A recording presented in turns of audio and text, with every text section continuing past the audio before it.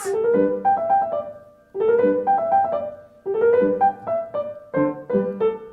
Vive les plantes.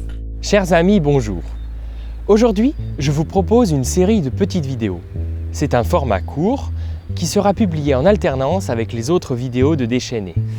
Ça s'appelle « Vive les plantes ». En gros, on va parler mauvaises herbes. Enfin, plus exactement, de toutes ces plantes qui poussent au bord des chemins et dans les creux du bitume en ville.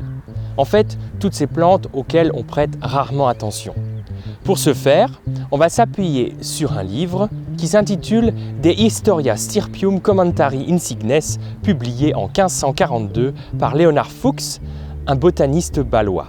Ce livre a connu un succès considérable puisqu'il a été publié plus de 40 fois du vivant de l'auteur et traduit dans près de 15 langues.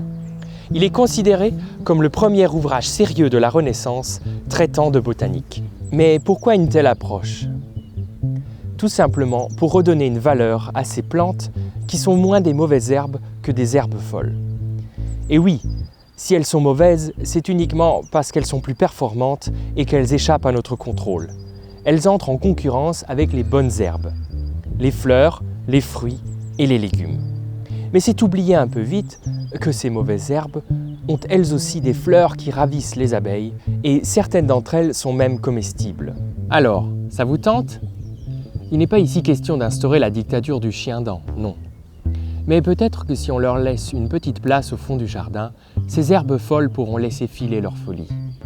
Découvrez sans plus attendre la première vidéo consacrée à la prime vert.